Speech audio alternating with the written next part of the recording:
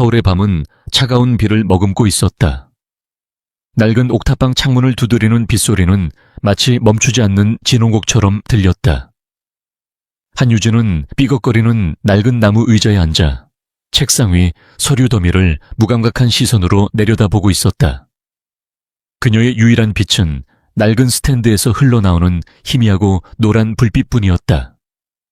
그 빛은 그녀 앞에 놓인 종이 위 숫자들을 잔인할 정도로 선명하게 비추고 있었다. 집 압류 최후 통지서, 아버지의 수술비 및 입원비 청구서, 어머니가 몰래 빌린 사채 이자 독촉장. 숫자들은 춤을 추고 있었다. 그녀의 무력함을 비웃고 그녀의 절망을 조롱하며 칠흑 같은 어둠 속에서 살아 움직이는 악마들처럼 보였다. 한때 그녀는 숫자의 지배자였다. 대한민국 최고의 대학에서 금융분석학을 전공하며 그녀는 살아있는 전설이었다. 복잡한 시장의 흐름을 꿰뚫고 아무도 예측하지 못하는 주가의 변동을 놀라운 정확성으로 예견해냈다. 교수들은 그녀를 숫자의 마술사라 불렀고 동기들은 질투와 경외가 섞인 눈으로 그녀를 바라보았다. 졸업 후 그녀는 월스트리트의 러브콜까지 받았지만 아픈 아버지를 홀로 돌보시는 어머니 곁을 떠날 수 없어 서울의 한 유망한 투자회사에 입사했다. 그곳에서도 그녀의 재능은 빛을 발했다. 입사 1년 만에 최연소 팀장 자리에 오르며 승승장구했다. 하지만 그 모든 영광은 한순간에 재가 되어 흩어졌다. 아버지가 갑작스러운 뇌출혈로 쓰러지셨다. 평생 성실하게 작은 공장을 운영해오셨던 아버지는 평생의 동반자였던 기계 앞에서 맥없이 무너지셨다.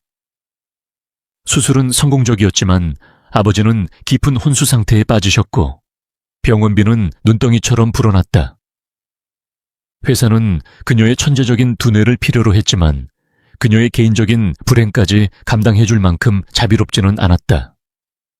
잦은 결근과 집중력 저하. 결국 그녀는 권고사직이라는 이름 아래 쫓겨나듯 회사를 나와야 했다. 아버지의 공장은 이미 빚더미에 넘어간 지 오래였다. 그녀가 모아두었던 돈은 끝이 보이지 않는 병원비 아래에서 모래성처럼 허물어졌다. 이제 그녀에게 남은 것은 이 축축한 옥탑방과 희망 없는 현실뿐이었다. 그녀의 모든 지식, 모든 재능, 모든 열정은 차갑고 단단한 현실의 벽 앞에서 무의미했다. 시장을 분석하고 미래를 예측하던 그녀는 정작 자신의 한 치 앞 미래조차 내다볼 수 없었다. 어머니는 밤낮으로 식당 일을 하며 지쳐갔고 닳아버린 손마디를 볼 때마다 유진의 심장은 갈갈이 찢어지는 듯 했다. 바로 그때였다. 낡은 책상 한 구석에서 죽은 듯이 놓여있던 낡은 휴대폰이 날카로운 진동과 함께 울렸다. 발신자 정보 없음. 스팸 전화일 것이라 생각하며 무시하려 했지만 무언가에 이끌린 듯 그녀는 전화를 받았다. 여보세요? 수화기 너머에서는 아무 소리도 들리지 않았다. 잠시 동안의 정적. 유진은 짜증 섞인 한숨과 함께 전화를 끊으려 했다. 그 순간 차갑고 기계적인 남자의 목소리가 흘러나왔다. 한유진 씨 맞으십니까? 목소리에는 어떠한 감정도 실려 있지 않았다. 마치 잘 조율된 기계가 내는 소리 같았다. 유진은 자신도 모르게 허리를 고추 세웠다. 네, 맞는데요. 누구시죠? 저는 JK그룹 법무팀의 김 변호사라고 합니다. JK그룹. 대한민국 경제를 움직이는 거대한 이름. 유진의 심장이 쿵 하고 내려앉았다. 그녀 같은 사람과는 평생 단 한 번도 엮일 일이 없는 다른 세상의 이름이었다. JK그룹에서 저에게 무슨 일로 본론부터 말씀드리겠습니다. 한유진 씨. 김 변호사의 목소리는 여전히 무미건조했다. 서론이나 예의 따위는 애초에 존재하지 않는다는 듯하였다. JK그룹의 강지훈 대표님께서 당신에게 제안을 하나 하셨습니다. 강지훈. 그 이름은 유진도 익히 들어 알고 있었다. 몇 년 전 갑작스러운 사고로 아버지를 잃고 젊은 나이에 JK그룹의 총수가 된 남자. 하지만 그 역시 같은 사고로 하반신 마비 판정을 받고 대중 앞에서 모습을 감춘 비운의 황태자. 그에 대한 소문은 무성했다. 사고 후유증으로 성격이 얼음처럼 차갑고 냉혹해졌다는 것, 자신의 자리를 노리는 내부의 적들과 힘겨운 싸움을 벌이고 있다는 것, 그리고 그의 얼굴은 비현실적으로 잘생겼지만 그 표정은 살아있는 조각상 같다는 것, 그런 사람이 왜 자신에게 유지는 혼란스러웠다. 제안이라니요. 무슨 제안 말씀이십니까? 김 변호사는 잠시 말을 멈췄다. 그 짧은 침묵이 유진의 심장을 옥죄었다. 그리고 이어진 그의 말은 유진의 모든 상식을 파괴하는 충격적인 내용이었다. 혼인 계약입니다. 내 유진은 자신의 귀를 의심했다. 잘못 들은 것이 분명했다. 다시 한번 말씀해 주시겠습니까? 강지훈 대표님께서 한유진 씨에게 법적인 혼인 관계를 제안하셨습니다. 계약 기간은 3년입니다. 유진은 숨을 쉴 수가 없었다.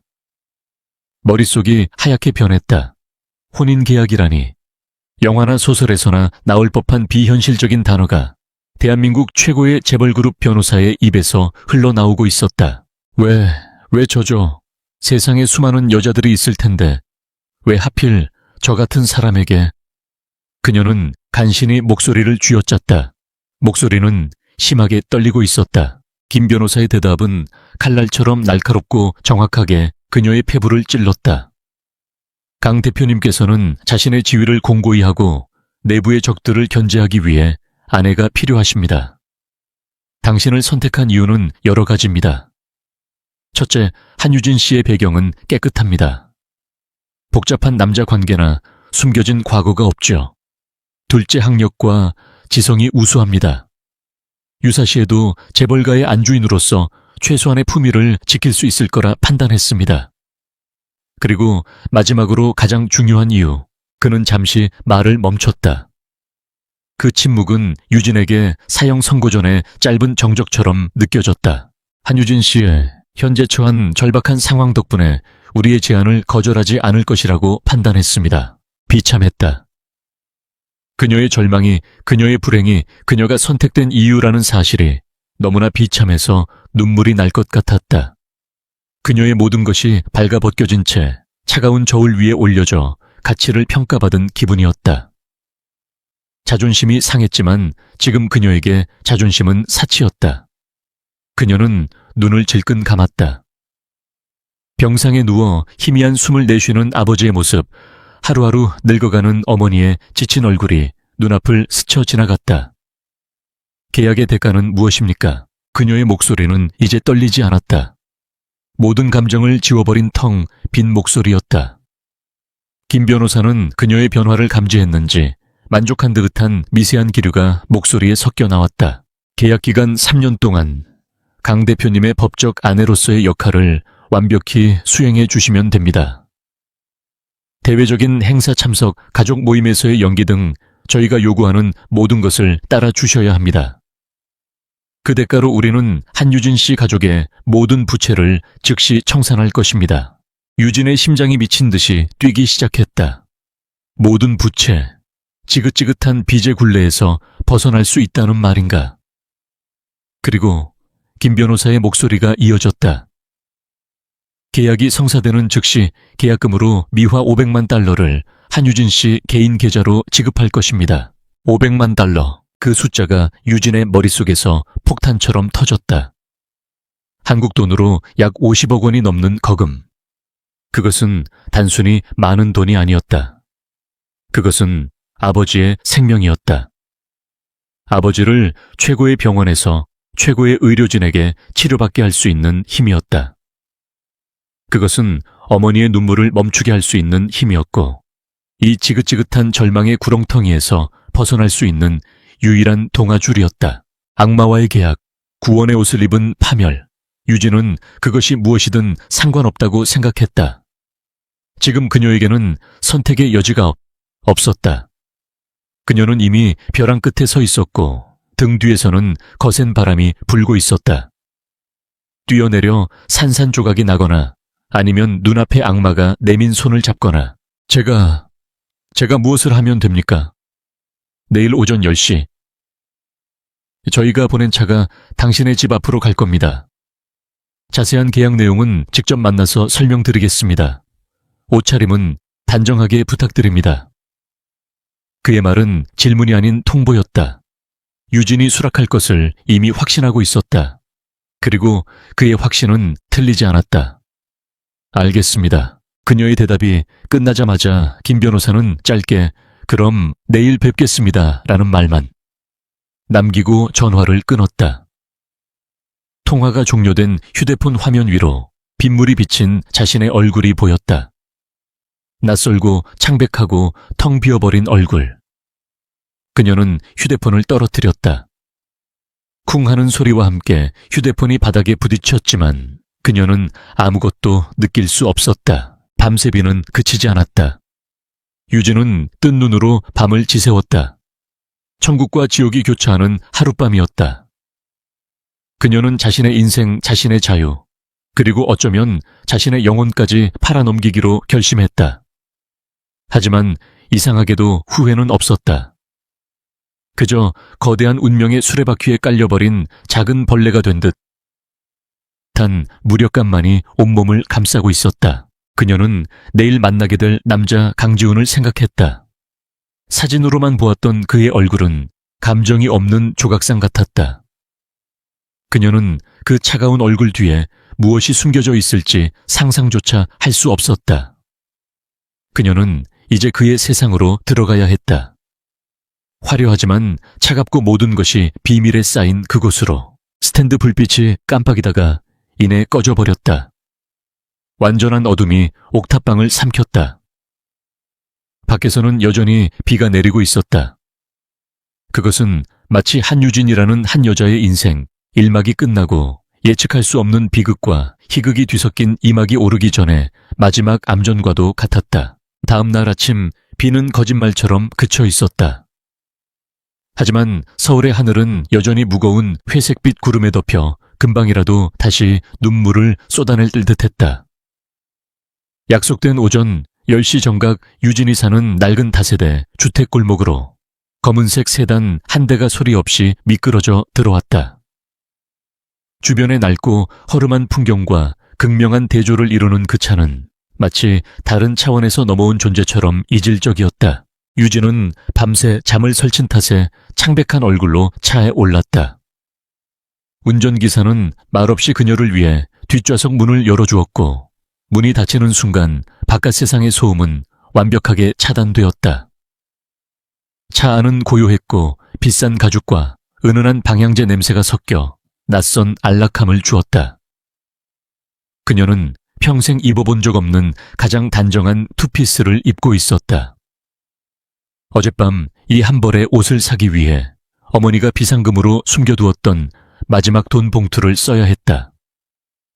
어머니는 아무것도 묻지 않았다. 그저 딸의 어깨를 말없이 두드려줄 뿐이었다. 차는 복잡한 도심을 벗어나 한적한 외곽으로 향했다. 창밖으로 스쳐 지나가는 풍경은 점차 달라졌다. 낡고 비좁은 건물들은 사라지고 잘 가꾸어진 정원을 가진 웅장한 저택들이 하나둘 모습을 드러냈다. 이곳은 유진이 살아온 세상과는 완전히 다른 선택된 소수만을 위한 영역이었다. 그녀는 마치 투명한 유리벽을 통과해 다른 세계로 들어가는 기분이었다. 불안과 함께 기묘한 호기심이 고개를 들었다. 얼마나 달렸을까? 차는 거대한 철문 앞에서 속도를 줄였다. 철문 위에는 JK그룹의 로고가 양각으로 새겨져 있었다. 경비실에서 나온 직원이 운전기사와 짧은 대화를 나누자 무겁고 육중한 철문이 안쪽으로 천천히 열렸다. 마치 거대한 성의문이 열리는 것 같았다. 차는 길게 뻗은 진입로를 따라 다시 한번 달렸다. 길 양옆으로는 조경 전문가의 손길이 닿은 것이 분명한 완벽한 정원이 펼쳐져 있었다. 그리고 마침내 저택이 그 모습을 드러냈다. 집이라기보다는 현대적인 미술관에 가까운 건물이었다. 거대한 유리와 차가운 금속, 그리고 흰색 대리석으로 이루어진 저택은 주변의 자연과 어우러지기보다는 그 위에 군림하고 있는 듯한 위압감을 풍겼다. 모든 것이 완벽하게 계산되고 정제되어 있었지만 사람의 온기는 단 한 조각도 느껴지지 않았다. 차가운 이성과 완벽주의가 빚어낸 거대한 결정체. 유진은 자신도 모르게 마른 침을 삼켰다. 차가 현관 앞에 멈추자 어제 통화했던 김 변호사로 보이는 중년의 남자와 그의 뒤로 비서로 보이는 젊은 남자가 나와 그녀를 맞았다. 한유진 씨 오시느라 수고 많으셨습니다. 김현수 변호사입니다. 김 변호사는 악수를 청하며 형식적인 미소를 지었다. 하지만 그의 눈은 그녀의 머리부터 발끝까지 훑으며 날카롭게 분석하고 있었다. 유진은 그의 시선 앞에서 자신이 다시 한번 저울 위에 올려진 기분을 느꼈지만 애써 태연한 표정을 유지하며 그의 손을 맞잡았다. 안으로 들어가시죠. 대표님께서 기다리고 계십니다. 그들을 따라 들어선 저택 내부는 예상보다 훨씬 더 차갑고 거대했다. 높은 천장 광택이 나는 대리석 바닥, 그리고 최소한의 가구 배치. 그녀의 구두소리와 그들의 발소리가 복도를 울리며 공허한 메아리를 만들었다. 벽에 걸린 추상화들은 그림이라기보다는 값비싼 장식품처럼 보였다. 이곳은 사람이 사는 집이 아니라 강지훈이라는 존재를 전시하기 위해 만들어진 거대한 쇼케이스 같았다. 비서는 긴 복도를 지나 거대한 이중문 앞에서 멈춰섰다. 대표님께서는 서재에 계십니다. 그는 짧게 말하고는 문을 열었다. 문이 열리는 순간 짙은 책 냄새와 함께 어둡고 무거운 공기가 흘러나왔다. 서재는 거대했다. 방의 삼면이 천장까지 닿는 책장으로 가득 차 있었지만 그 책들은 단 한 번도 사람의 손을 타지 않은 것처럼 고요했다. 방 안은 두꺼운 벨벳 커튼이 드리워져 있어 대낮임에도 불구하고 어두웠다.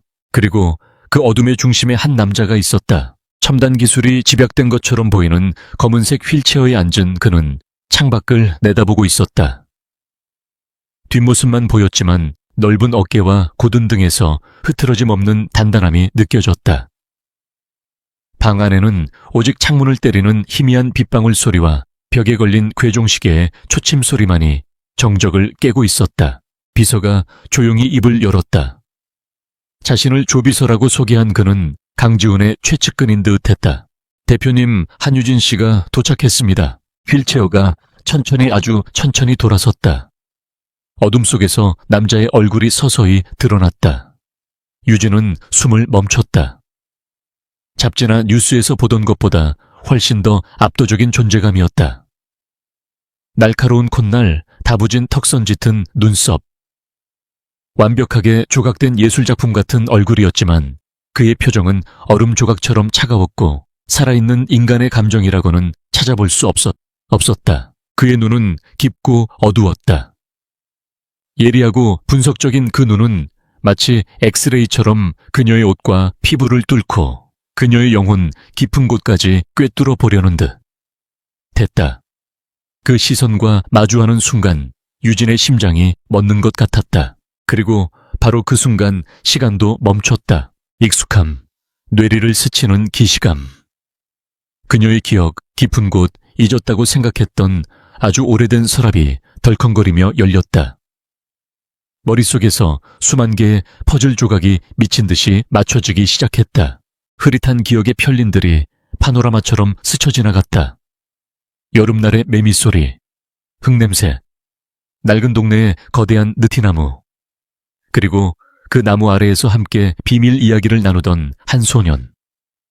또래보다 유난히 똑똑하고 조금은 수줍어했지만 웃을 때면 세상이 다 환해지는 것 같았던 소년. 그의 가족이 갑자기 이사를 가기 전날 그는 그녀의 손에 작은 조약돌을 쥐어주며 약속했었다. 꼭 다시 찾아오겠다고. 그 소년의 얼굴이 지금 눈앞에 차가운 남자의 얼굴 위로 겹쳐졌다. 강지훈. JK그룹의 냉혹한 CEO가 아니었다. 그녀의 기억 속에 남아있는 이름은 따뜻하고 영리했던 소년, 그녀의 첫사랑이었다. 유진은 온몸이 얼어붙었다. 충격불신 슬픔, 그리고 잊고 있던 희미한 희망의 불꽃이 뒤섞여 그녀를 덮쳤다. 어떻게, 왜 세상이 빙글빙글 도는 것 같았다. 그녀는 떨리는 손을 멈추기 위해 자신도 모르게 주먹을 꽉 쥐었다. 손톱이 손바닥을 파고드는 아픔이 느껴졌지만 그 아픔조차 현실감을 주지 못했다. 금융분석가로서 그녀는 극도의 압박감 속에서도 평정을 유지하는 훈련이 몸에 배어 있었다. 감정을 드러내는 것은 패배를 의미했다. 그녀는 본능적으로 자신의 얼굴에서 모든 표정을 지워야 한다고 생각했다. 여기서 그를 알아봤다는 사실을 드러내는 것은 자신의 가장 큰 약점을, 가장 연약한 부분을 이 차가운 남자 앞에 내보이는 것과 같았다. 이것은 철저한 비즈니스 계약이다. 그가 이용할 수 있는 약점을 스스로 드러내는 멍청한 짓을 해서는 안 된다. 그녀는 필사적으로 감정을 억누르고 차갑게 마주 서 있는 남자를 바라보았다. 그는 여전히 그녀를 뚫어지게 바라볼 뿐 아무런 내색도 하지 않았다. 그녀를 알아보지 못하는 것일까? 아니면 알아보았지만 철저히 무시하는 것일까? 그 오랜 세월 동안 그녀 혼자만 그 바보 같은 약속을 기억하고 있었던 걸까? 따뜻했던 과거의 기억이 잔인한 현재의 차가움과 극명한 대조를 이루며 그녀의 머릿속을 헤집어 놓았다. 마침내 그가 입을 열었다. 그의 목소리는 낮고 서늘했으며 어린 시절의 그 어떤 흔적도 남아있지 않았다. 앉지, 명령이었다. 그의 목소리에는 상대방의 동의를 구하는 기색 따위는 없었다. 유진은 로봇처럼 그의 맞은편에 놓인 가죽 소파에 엉거주춤 앉았다. 강지우는 그녀를 잠시 더 관찰했다. 마치 진열장에 놓인 상품의 가치를 매기는 감정사처럼 냉정하고 무감각한 시선이었다. 계약 조건은 김 변호사에게 들었을 거라 생각하지. 그는 그들의 기이한 결합을 단지 몇 가지 조항과 의무로 축소시켰다. 그의 눈에는 어린 시절의 따뜻함이라고는 한 점도 남아있지 않았다. 유진의 눈앞에 있는 것은 그녀가 알던 소년이 아니라 차갑고 부서진 낯선 남자일 뿐이었다. 내가 당신에게 바라는 건 단 하나야. 완벽한 영희. 세상 사람들, 특히 내 삼촌인 김태수 회장 앞에서 내 완벽한 아내 역할을 해줘야겠다. 내게 질문하지 말고, 내 일에 간섭하지 말고 조용한 그림자처럼 지내. 할 수 있겠나? 유진은 고개를 끄덕였다. 지금 그녀가 할 수 있는 것은 그것뿐이었다. 목구멍까지 차오른 수많은 질문들을 억지로 삼켜야 했다. 나 기억 안 나?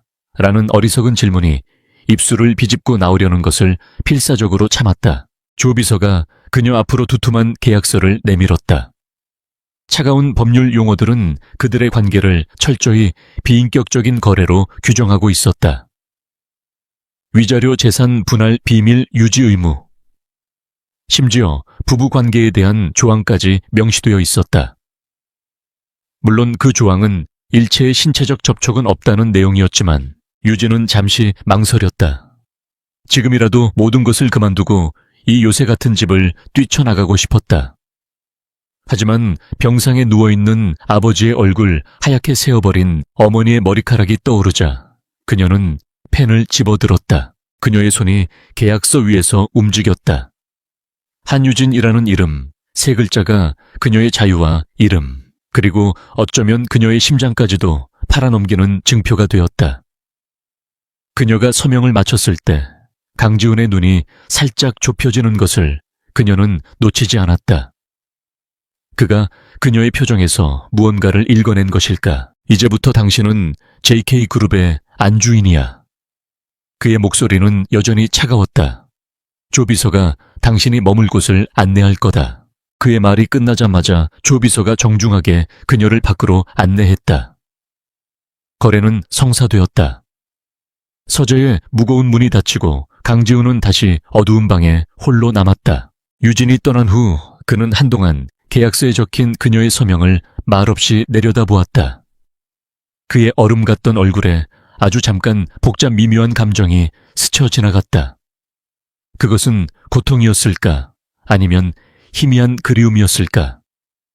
그러나 그 감정은 순식간에 사라지고 다시 냉혹한 CEO의 가면이 그의 얼굴을 덮었다. 그는 창밖을 바라보며 나지막이 을조렸다. 한유진, 결국 이렇게 다시 만나게 되는군. 그의 목소리는 빗소리에 섞여 아무에게도 들리지 않았다. 그들의 잔인한 운명의 서막이 그렇게 올랐다. 한유진의 새로운 삶은 조비서가 안내한 저택의 동쪽 별관 그녀를 위해 마련된 방에서 시작되었다. 그곳은 방이라기보다는 최고급 호텔의 프레지덴셜 스위트에 가까웠다. 거대한 통유리창 너머로는 완벽하게 가꾸어진 정원이 그림처럼 펼쳐져 있었고 방 안은 값비싼 가구와 예술 작품들로 채워져 있었다. 하지만 그 모든 화려함 속에는 기묘한 비인격성이 존재했다. 모든 것이 완벽하게 계산된 위치에 놓여 있었지만 그 어디에도 한유진이라는 사람이 존재할 공간은 없는 듯했다. 그녀가 가져온 작은 여행 가방 하나는 그 화려함 속에서 초라한 이물질처럼 보였다. 잠시 후 집안의 총괄 집사로 보이는 나이든 여자가 들어왔다.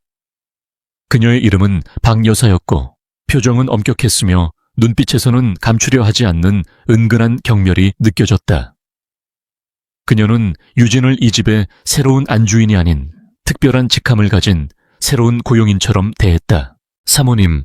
그녀는 사모님이라는 호칭을 딱딱한 어조로 발음했다. 이 댁의 몇 가지 규칙에 대해 말씀드리겠습니다. 아침 식사는 매일 오전 8시 대표님과 함께 다이닝룸에서 하셔야 합니다. 대표님의 서재는 허락 없이 절대 출입하실 수 없으며 외부인과의 불필요한 연락이나 만남은 삼가셔야 합니다. 필요한 모든 것은 제게 말씀하시면 됩니다. 그녀의 말투는 정중했지만 그 안에는 유진의 모든 행동을 통제하고 감시하겠다는 의도가 명백히 담겨 있었다. 유진은 그저 조용히 고개를 끄덕였다. 저항하거나 불평할 때가 아니었다. 이 거대한 호랑이 굴에서 살아남기 위해서는 우선 지형을 파악하고 적의 움직임을 읽어야 했다. 그녀의 분석적인 두뇌는 이미 새로운 환경의 변수들을 계산하기 시작했다. 첫 번째 시험은 예상보다 빨리 찾아왔다. 그날 저녁 저택의 거대하고 위압적인 다이닝룸에서 열린 첫 가족 식사 자리였다. 수십 명은 앉을 수 있을 법한 긴 마호가니 테이블은 그 길이만큼이나 차가운 거리감을 만들어냈다. 테이블 끝 상석에는 강지훈이 휠체어에 앉아 있었고 그의 맞은편에는 한 남자가 앉아 있었다. 그가 바로 강지훈의 삼촌이자 JK그룹의 실질적인 2인자 김태수 회장이었다. 흠잡을 데 없이 잘 차려입은 최고급 정장 인자해 보이는 미소. 하지만 그 미소는 그의 차갑고 계산적인 눈에는 닿지 않았다. 그는 유진을 보자마자 사람 좋은 웃음을 지으며 자리에서 일어나 손을 내밀었다. 아이고, 이 아이가 우리 지훈이의 배필이 될 아가씨로군. 만나서 반갑네. 나는 지훈이 삼촌 되는 김태수라고 하네. 유진은 자리에서 일어나 정중하게 허리를 숙였다. 처음 뵙겠습니다. 한유진입니다. 김태수 회장 옆에는 화려하게 치장한 그의 아내와 오만함이 얼굴에 그대로 드러나는 아들 강민혁이 앉아 있었다. 그들은 노골적인 경멸의 시선으로 유진을 위아래로 훑어보았다. 마치 값비싼 도자기로 가득한 방에 들어온 더러운 길고양이를 보듯 하는 눈빛이었다. 유진은 그들의 시선을 애써 무시하며 자리에 앉았다. 식사는 숨막히는 침묵 속에서 시작되었다. 은식기가 접시에 부딪히는 소리만이 어색하게 공간을 채웠다. 강지훈은 여전히 아무 말 없이 무표정한 얼굴로 음식을 기계적으로 입에 옮기고 있었다. 잠시 후 김태수 회장이 와인잔을 들며 부드러운 목소리로 침묵을 깼다. 포문이 열린 것이다. 사야가 우리 지훈이와는 어떻게 만나게 되었나? 우리 지훈이가 몸이 불편한 뒤로는 사람 만나는 걸 극도로 꺼려해서 우리도 무척 궁금했거든. 그의 질문은 겉보기에는 평범한 호기심처럼 들렸다. 하지만 그 안에는 돈 말고는 다른 이유가 있을 리 없다는 확신과 조롱이 담겨 있었다. 유진은 잠시 손에 들었던 포크를 내려놓고 김 회장을 똑바로 쳐다보았다. 그녀의 눈빛은 흔들리지 않았다. 우연한 기회에 좋은 인연으로 만나게 되었습니다. 회장님께서 걱정하시는 만큼 지훈 씨는 약한 분이 아니라고 생각합니다. 그녀의 대답은 김 회장의 예상을 살짝 빗나갔다. 그는 유진이 당황하며 변명을 늘어놓거나 순진한 사랑 이야기를 꾸며낼 것이라 예상했다. 하지만 그녀의 대답은 간결하고 당당했다. 김 회장의 눈썹이 미세하게 꿈틀거렸다. 그의 아내가 교양 있는 척 웃으며 대화에 끼어들었다. 어머, 그러셔. 듣자 하니 집안 사정이 꽤 어렵다고 하던데. 우리 지훈이가 마음이 약해서 혹시라도 아가씨의 딱한 사정을 듣고 동정심에 이런 결정을 한 건 아닌지 모르겠네. 그것은 동정심이라는 말로 포장된 명백한 모욕이었다. 당신은 돈 때문에 팔려온 것이고 내 조카는 어리석은 결정을 했다는 뜻이었다. 유진은 잔잔한 미소를 지으며 대답했다. 사모님께서도 아시다시피 저는 평범한 가정에서 자랐습니다. 하지만 사람의 가치가 배경에 의해 결정된다고는 생각하지 않습니다. 지훈 씨와 저는 서로에게 필요한 부분을 채워줄 수 있다고 믿었기에 이 자리에 있는 것입니다. 그녀는 자신의 처지를 부끄러워하지도 그렇다고 변명하지도 않았다. 오히려 그들의 결혼을 상호 필요에 의한 합리적인 결합으로 당당하게 정의했다. 김 회장 부부는 순간 할 말을 잃었다. 그들은 유진이 그저 돈에 팔려온 순진하고 어리숙한 여자일 것이라 생각했지만 눈앞의 여자는 예상보다 훨씬 더 강단이 있었다. 그때 침묵을 지키던 강민혁이 비웃음을 터뜨리며 끼어들었다. 필요한 부분 하 웃기지도 않는군. 우리 사촌 형님께는 돈으로 살 수 있는 예쁜 인형이 필요했던 모양이고 당신에게는 그 돈이 필요했던 거겠지. 아주 간단한 거래 아니야. 뭘 그렇게 고상한 척 포장하고 그래. 모욕적인 말에 유진의 얼굴이 순간 굳었지만 그녀는 감정을 드러내지 않았다. 지금 분노하는 것은 그들의 의도에 말려드는 것이었다. 그녀가 어떻게 대응해야 할지 머릿속으로 빠르게 계산하고 있을 때였다. 그때까지 조각상처럼 침묵을 지키던 강지훈이 나지막이 입을 열었다. 민혁아. 그의 목소리는 여전히 차가웠지만 그 안에는 누구도 거스를 수 없는 절대적인 권위가 서려 있었다. 내 아내에 대한 평가는 내가 한다. 식사 자리에서는 음식 맛에나 집중하는 게 좋을 거야. 한마디였다. 하지만 그 한마디에 식탁의 분위기는 순식간에 얼어붙었다. 강민혁은 얼굴이 시뻘겋게 달아올랐지만 감히 반박하지 못하고 입을 다물었다. 김태수 회장은 다시 인자한 미소를 지었지만 그의 눈빛은 아까보다 더욱 차가워져 있었다. 강지훈은 유진을 보호한 것이 아니었다. 그는 단지 자신의 소유물에 대한 타인의 간섭을 용납하지 않았을 뿐이다. 유진은 깨달았다. 이것은 시작에 불과했다. 이 살얼음판 같은 저택에서 그녀는 매 순간 자신을 증명하고 살아남기 위해 싸워야만 했다. 식사는 어색한 침묵 속에서 끝이 났다. 자리에서 일어나면서 김태수 회장은 유진의 어깨를 가볍게 두드리며 말했다. 앞으로 잘해보자꾸나 세아가. 우리 가문에 들어온 이상 지켜야 할 것들이 많다는 걸 명심해야 할 게다. 그것은 격려를 가장한 명백한 경고였다. 유진은 옅은 미소와 함께 다시 한번 허리를 숙였다. 자신의 방으로 돌아온 유진은 그제야 긴장이 풀리는 것을 느끼며 침대에 쓰러지듯 몸을 던졌다. 오늘 저녁 식사는 단순한 가족 모임이 아니었다. 그녀의 가치를 시험하고 그녀의 길을 꺾으려는 치밀하게 계획된 탐색전이었다. 그리고 그녀는 일단 첫 번째 전투에서 무너지지 않고 버텨냈다. 하지만 강지훈의 마지막 말이 계속 귓가에 맴돌았다. 그는 왜 자신을 감쌌을까? 정말로 자신의 권위를 지키기 위해서였을까? 아니면 그 차가운 가면 뒤에 아주 작은 먼지 같은 감정이라도 남아있는 것일까? 그녀는 고개를 저었다. 헛된 기대를 해서는 안 된다. 이곳에서 감정은 사치이자 약점일 뿐이다. 그녀는 자리에서 일어나 창가로 다가갔다. 어둠에 잠긴 정원은 고요하고 아름다웠지만 동시에 거대한 감옥의 정원처럼 느껴졌다. 그녀는 유리창에 비친 자신의 얼굴을 보았다. 낯선 옷, 낯선 공간, 낯선 사람들.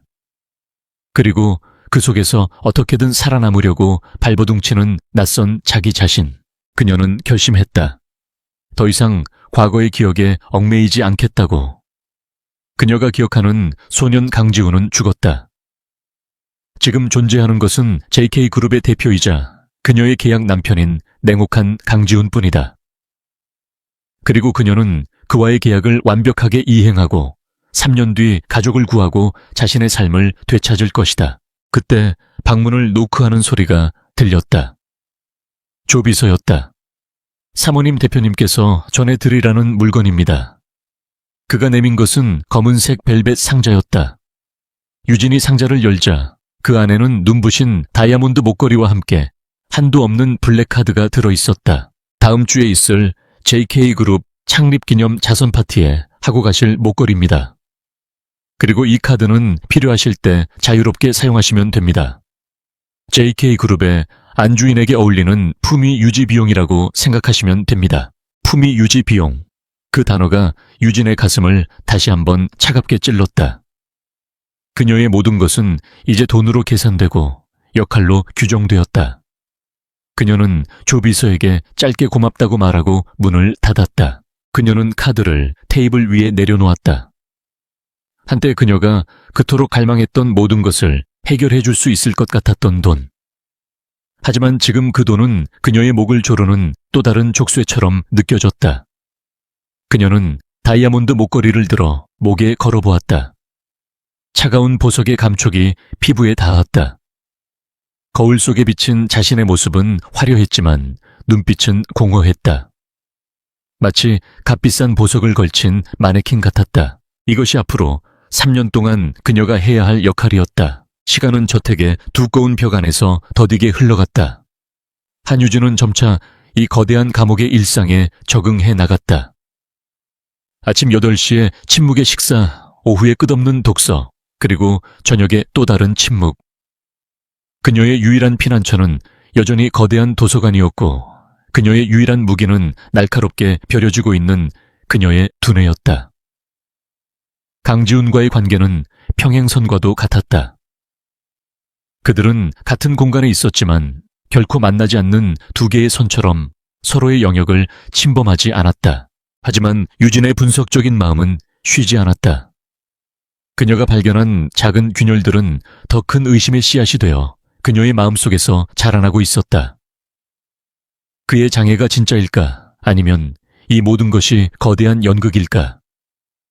만약 연극이라면 도대체 무엇을 위해서 그 질문에 대한 답을 찾기 위해 그녀는 더욱더 세밀하게 그를 관찰하기 시작했다. 기회는 생각보다 빨리 그리고 위험한 방식으로 찾아왔다. 어느 날 오후 유진이 도서관에서 시장 분석 보고서를 읽고 있을 때 조비서가 다급한 표정으로 그녀에게 다가왔다. 사모님, 대표님께서 잠시 뵙자고 하십니다. 서재로 와주실 수 있겠습니까? 대표의 서재. 그곳은 이 저택에서 유일하게 그녀에게 출입이 금지된 성역이었다. 처음 계약을 맺던 날 이후로 단 한 번도 들어가 본 적 없는 곳이었다. 유진은 의아했지만 겉으로 드러내지 않고 자리에서 일어났다. 서재 문 앞에 도착했을 때 안에서는 강지훈의 낮고 날카로운 목소리가 새어나오고 있었다. 그는 화상회의 중인 듯 했다. 조비서가 작게 속삭였다. 미국 지사와의 긴급 화상회의 중이십니다. 곧 끝날 겁니다. 그때 조비서의 주머니에서 휴대폰이 다급하게 울렸다. 그는 잠시 양해를 구하고 복도 끝으로 가서 전화를 받았다. 그의 얼굴이 심각하게 굳어지는 것을 유진은 놓치지 않았다. 잠시 후 돌아온 그의 얼굴에는 당혹감과 미안함이 어려 있었다. 죄송합니다, 사모님. 집에 급한 일이 생겨서 잠시 다녀와야 할 것 같습니다. 대표님께는 제가 잘 말씀드리겠습니다. 괜찮아요. 급한 일이면 어서 가보세요. 대표님께서 책상 위 파란색 파일 홀더에 있는 아틀라스 프로젝트 관련 보고서를 찾으셨습니다. 회의가 끝나면 그것 좀 전해주시겠습니까? 제가 자리를 비운 사이에 다른 사람이 서재에 드나드는 것을 원치 않으셔서요. 유진은 고개를 끄덕였다. 조비서가 서둘러 사라진 후 복되는 그녀 혼자 남았다. 서재 안에서는 여전히 지훈의 목소리가 간간히 들려왔다. 이것은 명백한 신뢰의 표현이자 동시에 시험일 수도 있었다. 그의 개인적인 공간에 들어가는 것은 집안 곳곳에 깔려있을 김 회장의 눈과 귀에 자신을 노출시키는 위험한 행동이었다. 그녀는 심호흡을 하고 서재의 무거운 문을 조심스럽게 열고 안으로 들어갔다. 처음 들어왔을 때와 마찬가지로 서재는 어둡고 무거웠다. 하지만 이번에는 공기 중에 팽팽한 긴장감이 감돌았다. 강지훈은 거대한 모니터 앞에 앉아 있었고 화면 속에는 여러 명의 외국인 임원들의 얼굴이 보였다. 그는 유진이 들어온 것을 알았지만 눈길 한번 주지 않고 회의에만 집중했다. 유진은 소리를 내지 않으려 발뒤꿈치를 들고 그의 거대한 책상으로 다가갔다. 책상 위는 완벽하게 정돈되어 있었지만 수많은 서류와 최첨단 기기들로 가득했다. 그녀는 조 비서가 말한 파란색 파일 홀더를 찾기 시작했다. 바로 그때 그녀의 눈에 책상 한쪽에 놓인 고성능 노트북이 들어왔다. 조 비서의 노트북이었다. 아마도 급하게 자리를 비우면서 잠금 화면으로 전환하는 것을 잊은 모양이었다. 화면에는 복잡한 스프레드시트의 일부가 떠 있었다. 유진의 분석가적 본능이 발동했다. 그녀는 자신도 모르게 화면으로 시선을 옮겼다. 그것은 단순한 재무자료가 아니었다. 복잡하게 얽힌 자금의 흐름도였다. 그녀는 순식간에 화면의 숫자들과 이름들을 훑었다. 페이퍼 컴퍼니, 조세 피난처의 계좌번호, 부풀려진 청구서에 사용되는 익숙한 코드들, 전형적인 기업 횡령과 비자금 조성의 흔적이었다. 심장이 미친 듯이 뛰기 시작했다. 그녀의 눈이 자금 흐름의 종착지를 따라갔다. 그리고 마지막에 나타난 여러 개의 회사 이름들. 그녀가 밤새워 연구했던 바로 김태수 회장이 차명으로 비밀리에 소유한 것으로 의심되는 회사들이었다. 이것은 영이 나는 총구, 바로 스모킹 건이었다. 훔쳐보는 것은 위험한 일이라는 것을 알았지만 유혹은 너무나 강렬했다. 이것은 강지훈이 그의 삼촌을 무너뜨릴 수 있는 결정적인 증거였다. 그녀는 조 비서나 강지훈이 알아채기 전 이 짧은 시간 동안 핵심적인 정보를 머릿속에 새겨야만 했다. 그녀의 두뇌는 마치 고성능 스캐너처럼 작동했다. 핵심 계좌번호, 유령 회사의 이름들, 자금 이동 날짜. 그녀는 모든 것을 사진 찍듯이 기억 속에 저장했다. 자크하스나 차가운 목소리가 등 뒤에서 들려왔다. 유진은 화들짝 놀라 몸을 돌렸다. 어느새 화상회의가 끝나 있었다.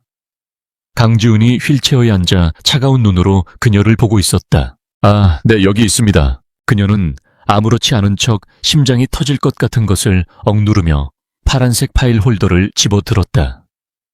그리고 그에게 건네주기 위해 다가갔다. 그녀의 표정은 완벽하게 평온했지만 그녀는 강지훈의 예리한 눈이 자신의 미세한 동요라도 놓칠까봐 두려웠다. 다행히 그는 파일을 받아들고는 다시 모니터로 시선을 돌릴 뿐이었다. 나가봐도 좋다. 유진은 짧게 목례를 하고 서재를 빠져나왔다. 문이 닫히는 순간 그녀는 벽에 등을 기대고 거친 숨을 몰아쉬었다. 손바닥이 축축하게 젖어 있었다. 이제 그녀는 너무나 위험한 정보를 손에 쥐게 되었다.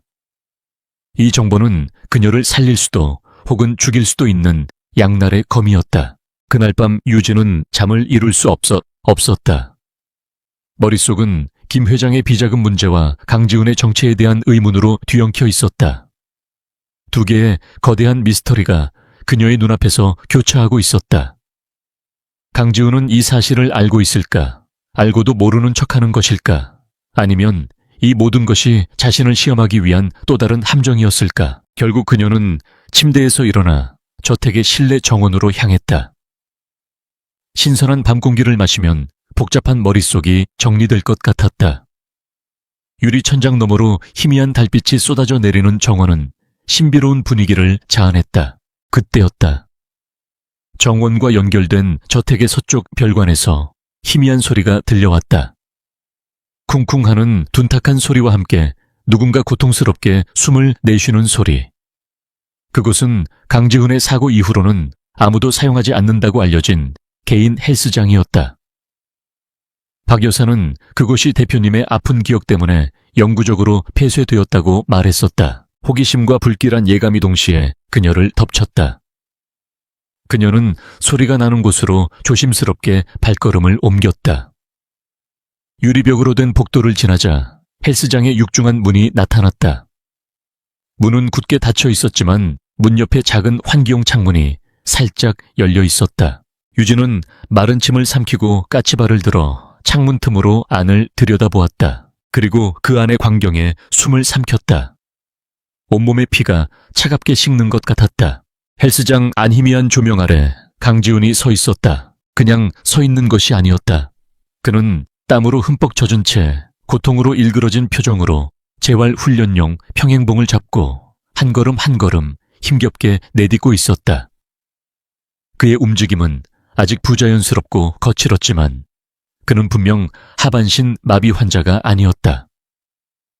그의 다리 근육은 강철처럼 단단하게 긴장해 있었고 내딛는 걸음마다 온몸이 격렬하게 떨리고 있었다. 그는 이를 악물고 신음소리를 삼키며 자신과의 처절한 싸움을 벌이고 있었다. 방구석에는 그의 분신과도 같았던 검은색 휠체어가 마치 벗어던져진 연극 소품처럼 조용히 놓여 있었다. 결정적인 증거였다. 그녀의 모든 의심이 그녀가 상상했던 가장 극적인 방식으로 확인되는 순간이었다. 장애를 가진 비운의 CEO라는 그의 페르소나는 모두 거짓이었다. 정교하게 짜인 거대한 연극이었다. 유진은 유령처럼 자신의 방으로 돌아왔다. 어떻게 방까지 돌아왔는지 기억나지 않았다. 온 세상이 뒤집히는 것 같았다. 배신감 공포 혼란이 해일처럼 그녀를 덮쳤다. 그는 처음부터 그녀를 세상 모두를 속이고 있었다. 그들의 계약 결혼 자체가 거대한 기만 위에 세워진 것이었다. 그가 꾸미는 이 위험한 연극의 목적은 무엇일까? 낮에 본 비자금 서류가 갑자기 훨씬 더 불길하게 느껴졌다. 두 개의 진실이 그녀의 머릿속에서 충돌했다. 삼촌은 회사를 좀먹는 범죄자였고 조카는 세상을 속이는 사기꾼이었다. 그녀는 누구를 믿어야 하는가? 이 지옥 같은 곳에서 그녀가 의지할 수 있는 것은 아무것도 없었다. 그녀는 그녀의 기억 속 다정했던 소년을 떠올렸다. 그리고 세상을 속인 채 어둠 속에서 홀로 고통스러운 훈련을 하던 남자의 이미지를 떠올렸다. 두 이미지가 격렬하게 충돌하며 그녀를 혼란에 빠뜨렸다. 하지만 혼란 속에서 퍼즐 조각들이 서서히 맞춰지기 시작했다. 의문의 사고, 위장된 장애, 삼촌의 횡령. 강지훈은 희생양이 아니었다. 그는 먹잇감을 잡기 위해 죽은 척 엎드려 있는 교활한 사냥꾼이었다. 그는 자신의 약점을 가장 큰 무기로 삼아 적들이 방심하고 스스로 정체를 드러낼 때까지 기다리고 있었던 것이다. 유진은 어둠 속에서 홀로 앉아 자신이 쥔 위험한 진실들을 곱씹었다. 이제 그녀는 선택을 해야 했다. 그에게 진실을 추궁할 것인가, 침묵을 지킬 것인가, 아니면 이 모든 것으로부터 도망칠 것인가. 한 가지는 분명했다. 그녀는 더 이상 수동적인 계약의 희생자나 체스판 위에 폰펀으로 남을 수 없었다. 그녀는 이제 이 위험한 게임의 핵심을 쥔 플레이어가 되어 있었다. 그리고 플레이어는 행동해야만 했다. 한유진이 강지훈의 비밀을 알게 된 후 며칠 동안 저택의 공기는 더욱 차갑고 팽팽하게 느껴졌다. 그녀는 이제 두 개의 거대한 비밀을 가슴에 품고 있었다. 하나는 김태수 회장의 추악한 횡령 사실이었고 다른 하나는 강지훈의 무서운 위장이었다. 그녀는 이 두 비밀의 무게에 짓눌려 숨쉬기조차 힘들었다. 매일 밤 헬스장에서 들려오는 희미한 훈련 소리는 그녀에게 잠 못 이루는 고문과도 같았다. 그녀의 혼란을 비웃기라도 하듯 김태수 회장은 자신의 계획을 차근차근 실행에 옮기고 있었다. 그는 한유진이라는 존재가 예상보다 훨씬 더 거슬린다고 판단했다. 처음에는 그저 돈에 팔려온 순진한 볼모라고 생각했지만 첫 식사 자리에서 보여준 당당함이나 얼마 전 있었던 자선 행사에서 보여준 지적인 모습은 그의 예상을 빗나갔다. 무엇보다 그녀가 지훈에게 미묘한 영향을 끼치고 있다는 사실이 그를 불안하게 했다. 굴복시키거나 아니면 제거하거나. 그는 후자를 선택했다. 김 회장은 자신의 정보팀을 동원해 한유진을 산업 스파이로 조작하기 위한 증거들을 만들어내기 시작했다. JK그룹의 경쟁사인 태성그룹의 고위, 임원과 유진이 비밀리에 접촉한 것처럼 보이는 합성사진을 정교하게 제작했다. 그녀의 이름으로 만들어진 유령 계좌에 태성그룹으로부터 거액의 자금이 입금된 것처럼 보이는 자금 추적 기록도 위조했다. 그의 계획은 완벽해 보였다. 이 증거들이라면 이사회는 물론이고 강지훈조차 그녀를 내칠 수밖에 없을 것이었다. 그의 계획이 정점으로 치닫고 있을 무렵 유진 역시 자신을 향해 조여오는 포위망을 감지하고 있었다. 며칠 전부터 총괄 집사인 박 여사의 행동이 미묘하게 달라졌다. 그녀는 청소를 핑계로 유진의 방을 불필요할 정도로 자주 드나들었고 유진의 개인 소지품들을 뒤지는 듯한 흔적을 남기곤 했다. 그러던 어느 날 유진은 박 여사가 자신의 방을 청소하고 나간 직후 방 안을 샅샅이 뒤지기 시작했다. 그녀의 분석적인 두뇌는 박 여사의 부자연스러운 행동 패턴이 단순한 감시가 아님을 경고하고 있었다. 그리고 마침내 그녀는 찾아냈다. 책상 밑 아주 교묘하게 숨겨진 위치에 설치된 최첨단 도청 장치였다. 순간 온몸의 피가 차갑게 식었다. 하지만 그녀는 공포에 떠는 대신 분노와 함께 차가운 결의를 다졌다. 그들은 그녀를 단순한 희생양으로 생각했지만 그녀는 결코 만만한 상대가 아니었다. 그녀는 도청 장치를 제거하는 대신 그것을 역이용하기로 마음먹었다. 그날 이후 그녀는 일부러 친구와의 통화에서 주식시장에 대한 거짓 정보를 흘리거나 JK그룹의 내부 사정에 대해 아무것도 모르는 순진한 사람처럼 연기했다. 그녀는 김 회장이 자신을 얕보고 있다는 사실을 최대한 활용하기로 했다. 그리고 마침내 김 회장이 행동에 나섰다. 그날 오후 김 회장은 비통한 표정을 지으며 강지훈의 서재를 찾았다. 그는 마치 가문의 안위를 걱정하는 충신처럼 연기하며 자신이 준비한 조작된 증거들을 휠체어에 앉은 지훈의 무릎 위에 올려놓았다. 지훈아, 내가 이런 말을 하게 되어 정말 마음이 아프구나. 네가 들인 저 아이 한유진이 우리 뒤통수를 쳤다. 우리 회사의 기밀을 경쟁사인 태성그룹에 팔아넘기고 있었어. 여기 그 증거들이다. 그의 목표는 지훈이 충격을 받고 유진과 즉시 이혼하게 만들어 그를 다시 외톨이로 고립시키는 것이었다. 한편 유진은 그 시각 자신의 방에서 창밖을 보며 이 모든 상황을 예견하고 있었다. 박 여사가 아침부터 유난히 분주하게 움직이고 김 회장의 차가 저택으로 들어오는 것을 본 순간 그녀는 때가 왔음을 직감했다. 이것은 체스 게임이었고 상대가 자신의 킹을 잡으러 온 이상 더는 폰 뒤에 숨어 있을 수 없었다. 그녀는 자신의 모든 패를 걸고 게임의 판도를 뒤집어야만 했다. 그녀가 가진 최고의 패는 진실이었다. 그날 밤 유진은 호출도 없이 강지훈의 서재로 향했다. 계약서에 서명했던 바로 그 방. 모든 것이 시작된 곳에서 모든 것을 끝내거나 혹은 새롭게 시작해야 했다. 그녀가 문을 열었을 때 지훈은 휠체어에 앉아 창밖의 어둠을 보고 있었다. 그의 얼굴에는 여전히 차가운 무관심의 가면이 씌어 있었다. 김 회장이 다녀간 이후 그는 줄곧 저 상태였다. 유진은 문을 닫고 그의 앞에 섰다. 그녀의 심장은 긴장감으로 터질 것 같았지만 목소리는 놀라울 정도로 차분했다. 그녀는 비난이나 감정적인 호소로 시작하지 않았다. 냉정한 사실을 전달했다. 오늘 김태수 회장님께서 다녀가셨더군요. 제가 산업 스파이라는 조작된 증거를 가지고 말입니다. 지훈은 천천히 고개를 돌려 그녀를 바라보았다. 그의 눈빛은 여전히 그 깊이를 읽을 수 없었다. 그는 아무 말도 하지 않았다. 그녀의 말을 부정하지도 긍정하지도 않았다. 그저 그녀가 다음 말을 하도록 압박할 뿐이었다. 유진은 그의 침묵에 흔들리지 않고 말을 이었다. 그분은 제가 당신의 가장 큰 약점이라고 생각하셨겠죠. 이용하기 쉽고 버리기도 쉬운.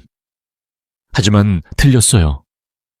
그분이 다른 많은 것들에 대해 틀렸던 것처럼 말입니다. 그녀는 그의 눈을 똑바로 응시했다. 목소리에는 미세한 떨림조차 없었다. 예를 들자면, 얼마 전 제가 서재에서 봤던 X자회사의 재무 건전성 같은 것들이요. 그것은 명백한 선전포고였다. 그녀가 그의 비밀 서류를 봤다는 사실을, 그리고 그 안의 내용이 무엇을 의미하는지 알고 있다는 것을 드러낸 것이다. 처음으로 지훈의 가면이 미세하게 흔들렸다.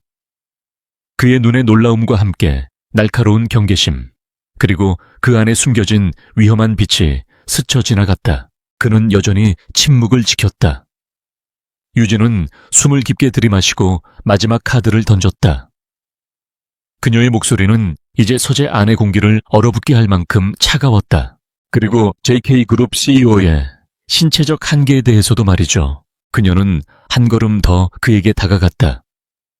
이제 그들의 거리는 손만 뻗으면 닿을 정도였다. 그녀는 그의 눈을 피하지 않고 그 깊은 어둠 속을 들여다보며 속삭였다. 당신이 마비 환자가 아니라는 걸 알아요, 강지훈 씨. 밤마다 헬스장에서 홀로 싸우고 있는 당신을 봤으니까요. 정적, 서재 안의 공기가 얼어붙었다. 괴종식의 초침 소리만이 두 사람 사이의 시간을 잔인하게 조각내고 있었다. 지훈은 오랫동안, 아주 오랫동안 그녀를 꿰뚫을 듯이 바라보았다. 그의 머릿속에서 수만 가지 계산이 이루어지고 있었다. 그녀의 대담함과 지성에 대한 감탄, 그리고 자신의 가장 깊은 비밀이 탄로난 것에 대한 분노가 교차했다. 이 여자를 어떻게 처리해야 하는가? 위협으로 간주하고 제거해야 하는가 아니면 마침내 그는 결정을 내렸다. 더 이상 그녀 앞에서는 연극을 계속할 수 없었다. 아니, 계속할 필요가 없었다. 그는 나지막이 한숨을 쉬었다. 그것은 패배의 한숨이 아니라 오랫동안 짊어져온 무거운 짐을 내려놓는 자의 한숨이었다. 모든 것을 알고 있었군. 그의 목소리는 더 이상 가면 뒤에 숨지 않았다. 깊은 피로와 자조적인 기색이 섞여 있었다. 그는 휠체어 팔걸이를 잡은 손에 힘을 주었다. 그래, 내 다리는 멀쩡하다. 그리고 내 삼촌은 내 아버지를 죽이려 했고 회사 돈을 빼돌리고 있는 쓰레기지. 그는 모든 것을 털어놓았다. 몇 년 전의 사고는 사고가 아니었다. 그것은 회사 내부에 누군가가 저지른 명백한 살인 미수였다. 그 사고로 아버지는 혼수 상태에 빠졌고 자신은 겨우 목숨을 건졌다. 그는 살아남았지만 적이 여전히 가까운 곳에 아주 강력한 모습으로 숨어 있다는 것을 깨달았다. 그래서 그는 자신의 부상을 과장했다. 하반신 마비라는 극단적인 연극을 통해 적들이 자신을 얕보게 만들고 그들이 방심한 틈을 타 비밀리에 조사를 하고 힘을 되찾기 위해서였다. 그의 목표는 단순히 회사를 지키는 것이 아니라 아버지를 위한 정의를 실현하고 괴물을 자신의 손으로 심판하는 것이었다. 당신을 선택한 건... 그는 유진을 바라보았다. 그의 눈에는 더 이상 차가운 무관심이 아닌 복잡한 감정이 담겨 있었다. 당신의 배경이 깨끗하고 절박한 상황이 당신을 통제하기 쉽게 만들 거라 생각했기 때문이야. 완벽한 위장막이었지. 어린 시절의 인연 따위는 이 전쟁에서 사치라고 생각해서 외면했다. 그가 그녀를 알아봤었다. 처음부터 유진의 심장이 다시 한번 쿵 하고 내려앉았다. 하지만 내가 당신을 과소평가했어. 당신은 내 예상보다 훨씬 더 똑똑하고 강하고 그리고 위험해. 이제 모든 진실이 드러났다. 두 사람 사이의 권력 균형은 완전히 달라졌다. 지훈은 더 이상 그녀를 계약으로 묶인 아내 혹은 통제 가능한 변수로 보지 않았다. 그는 잠재적인 동반자 혹은 가장 위험한 적을 보고 있었다. 김 회장은 자신의 가장 큰 위협이 휠체어에 앉은 내가 아니라 바로 당신이라는 걸 몰라. 당신의 분석력, 남들이 못 보는 것을 보는 능력. 당신은 그가 계산에 넣지 못한 유일한 변수야. 그는 유진에게 새로운 제안을 했다. 그의 눈빛은 그 어느 때보다 진지했다. 이건 더 이상 돈을 위한 계약 결혼이 아니야. 정의에 대한 문제고 복수에 대한 문제지. 나에게는 꼭두각시 아내가 아니라 내 등 뒤를 맡길 수 있는 파트너가 필요해. 그는 그녀에게 손을 내밀지 않았다. 그저 눈으로 그의 모든 것을 걸고 말했다. 나와 함께 일해줘, 한유진. 김 회장을 무너뜨리는 걸 도와줘. 그리고 이 모든 게 끝나면 약속했던 돈과 함께 당신을 완벽하게 자유롭게 해주지. 그것은 중대한 순간이었다.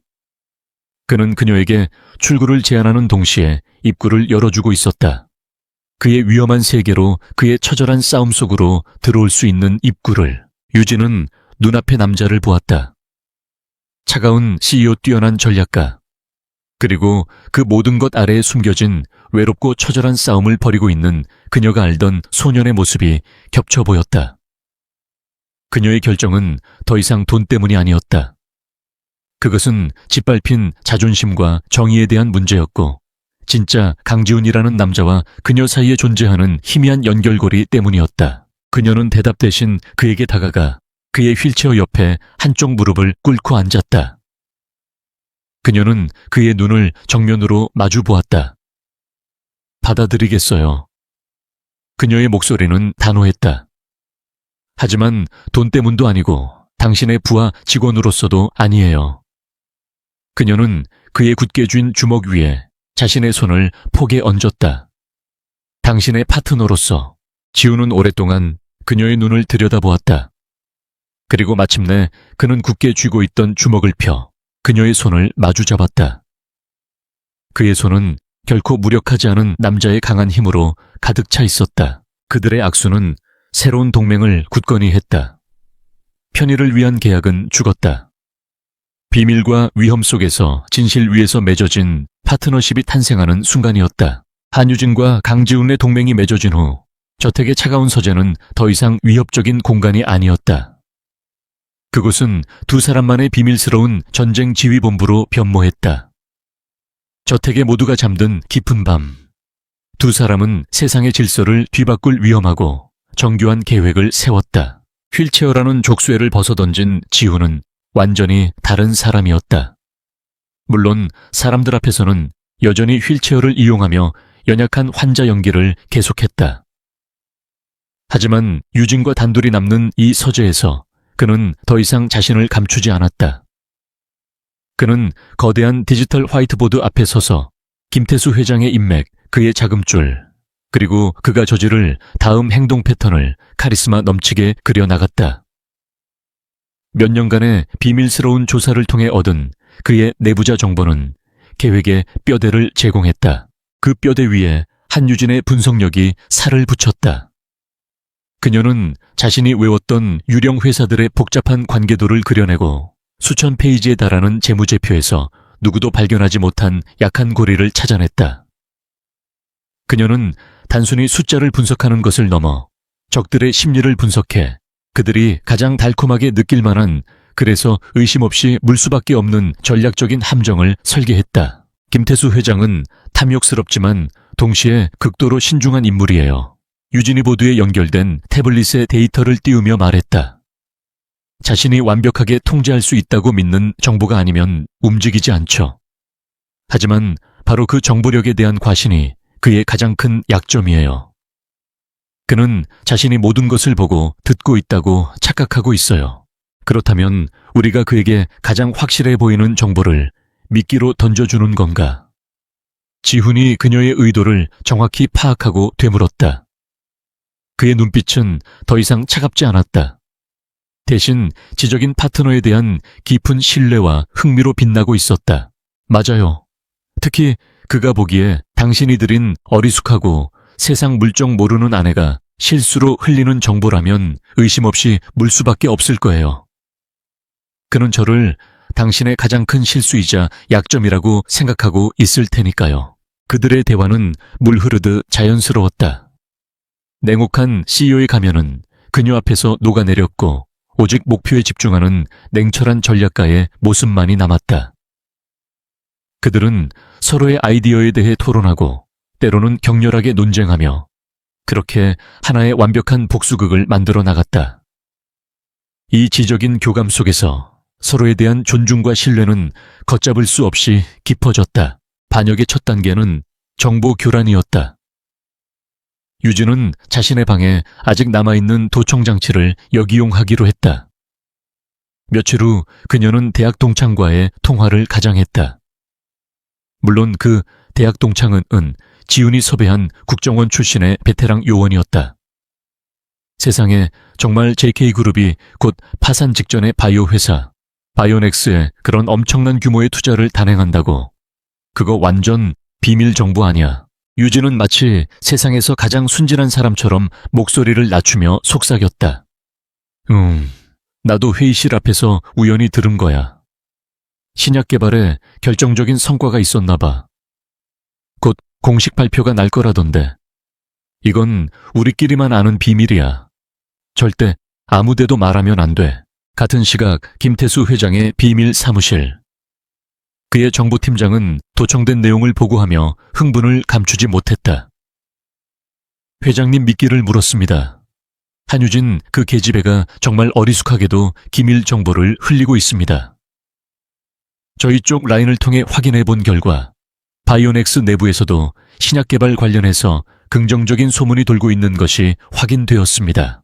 물론 그 긍정적인 소문 역시 지훈이 퍼뜨린 역정보였다. 김태수 회장은 껄껄 웃었다. 어리석은 조카놈이 들인 더 어리석은 계집이 제 발로 무덤을 파고 있었다. 그는 자신의 비자금을 총동원해 바이오넥스의 주식을 대량으로 매입하기 시작했다. JK그룹의 공식 발표가 나면 주가는 수십 배로 폭등할 것이고 그는 막대한 이익을 챙기는 동시에 지훈의 판단착오를 공격할 완벽한 명분을 얻게 될 터였다. 두 번째 단계는 재정 압박이었다. 유진은 김 회장의 자금줄 역할을 하는 핵심 동맹 중 한 명인 대영 정밀의 박 회장이 비밀리에 지배하고 있는 부품 공급 업체를 찾아냈다. 그녀는 그 회사의 재무 구조가 겉보기와는 달리 매우 취약하다는 것을 간파했다. 지훈은 대리인을 통해 더 저렴하고 품질 좋은 대체 공급 업체를 시장에 갑자기 등장시켰다. 이 유령 공급 업체는 JK그룹의 대규모 물량을 파격적인 조건으로 싹쓸이했고 대영 정밀의 동맹 회사는 하루아침에 극심한 재정난에 빠졌다. 필사적이 된 박 회장은 불법적인 방법을 동원해서라도 자금을 마련하려 발버둥 쳤고 그 모든 과정은 지훈의 사람들이 설치한 카메라와 마이크에 고스란히 기록되고 있었다. 마지막 단계는 내부 분열이었다. 이 작전은 충성스러운 조 비서가 맡았다. 그는 김 회장 파벌의 각기 다른 인물들에게 개별적으로 접촉했다. 그리고 마치 김 회장이 자신만 살기 위해 그들을 배신할 준비를 하고 있다는 식의 진실과 거짓이 교묘하게 섞인 정보를 흘렸다. 어떤 이사에게는 김 회장께서 이번 비자금 문제의 책임을 당신에게 넘기려고 한다고 속삭였고 다른 임원에게는 당신의 경쟁자가 김 회장에게 충성 맹세를 하고 당신 자리를 꿰차려 한다는 정보를 흘렸다. 적의 캠프 내부에서 의심과 불신, 배신감이 암세포처럼 퍼져나가기 시작했다. 치열한 기업 전쟁의 한복판에서도 두 사람의 개인적인 관계는 미묘하게 변화하고 있었다. 그들은 더 이상 단순한 파트너가 아니었다. 밤샘 작업은 일상이 되었고 서재는 그들의 유일한 해방구였다. 어느 늦은 밤 계속되는 작업에 지친 유진은 서류 더미 위에서 자신도 모르게 잠이 들었다. 복잡한 데이터와 씨름하던 지훈은 문득 고요해진 분위기에 고개를 들었다. 그는 잠든 그녀의 모습을 말없이 바라보았다. 희미한 스탠드 불빛 아래 평소의 강인함 대신 무방비하고 평화로운 얼굴로 잠든 그녀. 지난 몇 년간 복수라는 단 하나의 목표를 위해 강철처럼 단단하게 굳어있던 그의 마음 한구석이 부드럽게 녹아내리는 것을 느꼈다. 잊고 지냈던 따뜻하고 보호적인 감정이 차올랐다. 그는 조심스럽게 자신의 재킷을 벗어 그녀의 어깨 위에 덮어주었다. 잠시 후 어깨 위에 온기에 잠에서 깬 유진은 놀라 눈을 떴다. 그녀가 고개를 들었을 때 지훈의 눈에서 평소와 다른 부드럽고 상처받기 쉬워 보이는 표정을 보았다. 하지만 그는 금세 평소의 가면을 다시 쓰고 헛기침을 하며 모니터로 시선을 돌렸다. 피곤하면 들어가서 쉬지. 아니요, 괜찮아요. 거의 다 끝났어요. 어색한 침묵이 흘렀다. 하지만 그 침묵은 더 이상 차갑지 않았다. 둘 사이에는 말없이도 전해지는 따뜻한 기류가 흐르고 있었다. 또 어떤 날에는 잠시 휴식을 취하던 중 유진이 조용히 물었다. 혹시 어릴 때 느티나무 아래서 했던 약속 기억해요? 그것은 그녀가 오랫동안 묻어두었던 질문이었다. 처음으로 지훈은 피하지 않았다. 그는 창밖의 어둠을 바라보며 씁쓸한 미소를 지었다. 잊은 적 없어. 단지 오는 길을 잠시 잃어버렸을 뿐이야. 그 짧은 대화가 두 사람 사이에 놓여있던 수년간의 시간과 거짓말의 강을 메웠다. 그들은 더 이상 과거의 소년소녀가 아니었다. 하지만 공유된 싸움이라는 시련 속에서 단련된 어른으로서 다시 서로에게 빠져들고 있었다. 전문가적인 파트너십은 부인할 수 없이 개인적이고 낭만적인 관계로 변해가고 있었다. 그리고 마침내 그들이 설치한 덫이 효과를 발휘하기 시작했다. 유진이 흘렸던 바이오 회사 바이오넥스가 대규모 임상시험에 실패했다는 뉴스가 터져 나왔다. 주가는 하루아침에 휴지 조각이 되었다. 김 회장은 막대한 비자금을 잃었지만 그 손실을 누구에게도 설명할 수 없었다. 재정 압박에 시달리던 그의 동맹 박 회장은 불법적인 자금 거래를 시도하다 현장에서 검찰에 체포되었다. 김 회장의 파벌 내부에서는 서로가 서로를 배신자라고 의심하며 균열이 격화되었다. 그의 권력 기반이 내부에서부터 무너져 내리기 시작한 것이다. 어느 밤 지훈과 유진은 그들의 전략보드 앞에 섰다. 모든 말들이 그들이 계획한 대로 움직이고 있었다. 김태수라는 거대한 왕을 둘러싼 모든 방어벽이 무너져 내렸다. 그들은 성공적으로 적을 혼란에 빠뜨리고 고립시켰다. 마지막 결전의 시간이 다가오고 있었다. 지훈이 유진을 향해 돌아섰다. 서재의 분위기는 승리에 대한 기대감과 동시에 마지막 전투를 앞둔 비장한 긴장감으로 가득했다. 그가 미끼를 물었어. 이제 마지막 한 수를 둘 때가 됐어. 다음 주 주주총회에서 모든 것을 끝낸다. 그는 그녀를 바라보았다. 그의 시선은 단순한 전략적 파트너를 넘어선 깊은 의미를 담고 있었다. 그 시선 안에는 감사 신뢰, 그리고 더 이상 숨길 수 없는 감정이 담겨 있었다. 준비됐어, 한유진. 그녀는 두려움과 환희가 뒤섞인 채 심장이 뛰는 것을 느끼며 그의 시선을 마주했다. 난 언제나 준비되어 있었어요, 강지훈 씨. 그녀의 대답이 의미하는 바는 분명했다. 그녀는 마지막 전투를 맞이할 준비가 되어 있었고 또한 그와 함께할 미래가 무엇이든 받아들일 준비가 되어 있었다. 임무와 그들의 마음 사이의 경계선은 이제 완전히 허물어졌다. JK그룹의 정기 주주총회가 열리는 날 서울의 컨벤션 센터 공기는 보이지 않는 긴장감으로 팽팽했다. 수백 개의 언론사 카메라가 진을 치고 있었고 그룹의 운명을 좌우할 주요 주주들과 투자자들이 속속 도착하며 회의장은 거대한 폭풍의 눈처럼 변해가고 있었다. 이곳은 단순한 회의장이 아니라 JK그룹의 왕좌를 건 마지막 전쟁터였다. 거대하고 차가운 강당의 한쪽에는 김태수 회장과 그의 파벌이 자신만만한 표정으로 앉아 있었다. 그들은 자신들이 충분한 의결권을 확보했으며 이사회를 설득해 강지훈을 몰아낼 수 있다고 확신하고 있었다. 지훈의 불안정한 건강 상태와 그가 꾸며낸 아내의 스캔들이라는 완벽한 명분을 손에 쥐고 있었다. 김태수 회장은 인자한 미소를 지으며 주변 사람들과 악수를 나누었지만 그의 눈은 승리를 예감한 사냥꾼처럼 번뜩이고 있었다. 잠시 후 강당의 모든 소음이 한순간 멎었다. 강지훈과 한유진의 모습을 드러냈기 때문이었다. 수십 개의 카메라 플래시가 두 사람을 향해 폭죽처럼 터져 나왔다. 지훈은 여전히 휠체어에 앉아 있었고 그의 얼굴은 감정을 읽을 수 없는 차가운 가면 같았다. 유진은 그의 곁에서 침착하고 우아한 자세를 유지하고 있었다. 그녀의 머릿속은 수천 수만 개의 시나리오를 시뮬레이션하며 맹렬하게 회전하고 있었지만 겉으로는 티끌 하나 없는 평온함을 연기했다. 두 사람은 입장하면서 짧지만 깊은 의미가 담긴 시선을 교환했다. 모든 것이 준비되었다는 무언의 확인이었다. 회의가 시작되고 몇 가지 형식적인 절차가 끝난 후 마침내 김태수 회장이 의장의 허락을 받아 발언대에 섰다. 그는 위선적인 슬픔과 비장함이 뒤섞인 표정으로 마이크 앞에 섰다. 존경하는 주주 여러분, 그리고 JK그룹의 임직원 여러분. 저는 오늘 참담한 심정으로 이 자리에 섰습니다. 그는 위선적인 연설을 시작했다. 회사에 대한 자신의 헌신과 사랑 병약한 조카의 건강에 대한 깊은 염려, 그리고 JK그룹이 위기를 극복하기 위해 얼마나 강력하고 안정적인 리더십을 필요로 하는지에 대해 열변을 토했다. 그의 연기는 너무나도 완벽해서 몇몇 주주들은 안타까운 표정으로 고개를 끄덕이기까지 했다. 분위기를 잡았다고 판단한 그는 준비해온 결정타를 날렸다. 하지만 안타깝게도 현재 강지훈 대표는 정상적인 경영 판단을 하기 어려운 상태에 있습니다.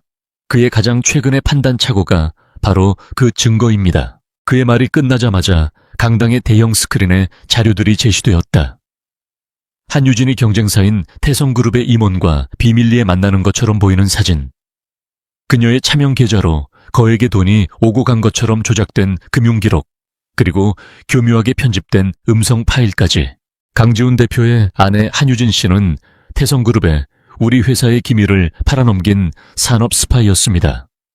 강 대표는 이런 여인의 정체조차 파악하지 못하고 자신의 아내로 들였습니다. 이것은 개인적인 실수를 넘어 그룹 전체를 위기에 빠뜨릴 수 있는 중대한 판단 착오입니다. 회장은 술렁이기 시작했다. 곳곳에서 투자자들의 수군거림과 걱정스러운 표정들이 터져 나왔다. 김 회장의 편에 선 이사들이 기다렸다는 듯이 지지의 목소리를 높였다. 강지훈 대표의 즉각적인 해임을 요구합니다. 회사를 위해 결단을 내려야 합니다. 분위기는 완전히 그에게 넘어간 듯 보였다. 마침내 이사회 의장이 침묵을 지키고 있는 강지훈에게 답변을 요청했다.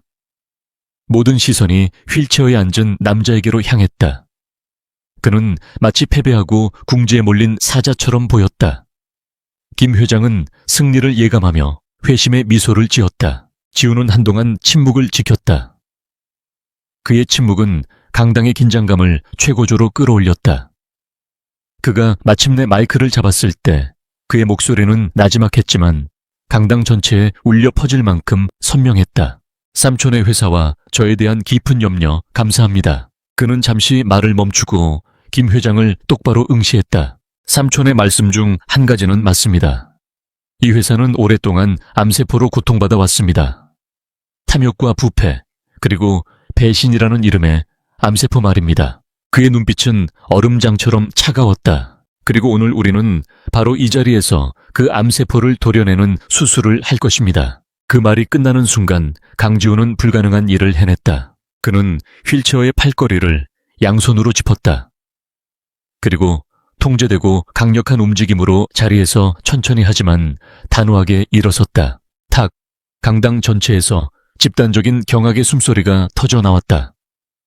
기자들의 카메라 플래시가 쉴 새 없이 터지며 강당 안을 대낮처럼 밝혔다. 주주들은 자신의 눈을 의심하며 자리에서 벌떡 일어났고 임원들은 입을 다물지 못했다. 김태수 회장의 얼굴은 충격과 불신으로 새하얗게 질렸다. 그의 의기양양하던 미소는 산산조각이 났다. 그는 유령이라도 본 사람처럼 네, 네가 어떻게 라며 말을 잇지 못했다. 이제 당당히 두 발로 선 지훈은 여전히 침착함을 잃지 않고 있는 유진을 향해 손짓했다. 이제 제 파트너가 저희의 내부 감사 결과를 발표하겠습니다. 그는 아내가 아닌 파트너라는 단어에 힘을 주었다. 유진이 연단으로 걸어나갔다. 그녀는 더 이상 CEO의 어리고 순진한 아내가 아니었다. 그녀는 회의장을 압도하는 당당한 존재감을 뿜어냈다. 그녀는 침착하고 논리적인 목소리로 그들이 수집한 반박 불가능한 증거들을 제시하기 시작했다. 강당의 대형 스크린이 다시 켜졌다. 하지만 이번에 나온 것은 조작된 사진이 아니었다. 첫째, 김태수 회장님께서 지난 5년간 차명으로 설립 운영해온 유령 회사들의 목록입니다. 스크린에는 복잡한 거미줄처럼 얽힌 회사 관계도가 나타났다.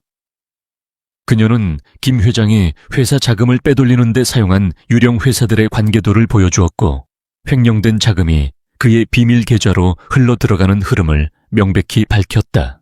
둘째, 김 회장님의 동맹인 대영 정밀 박 회장과의 불법적인 거래 내역입니다. 김 회장의 동맹들이 불법적인 거래를 논의하는 선명한 음성 녹취록이 강당 전체에 울려 퍼졌다. 셋째, 저를 모함하기 위해 증거들이 어떻게 조작되었는지에 대한 분석 영상입니다. 그가 유진을 모함하기 위해 조작했던 증거들이 디지털 포렌식 전문가에 의해 어떻게 만들어졌는지 분석하는 영상이 이어졌다.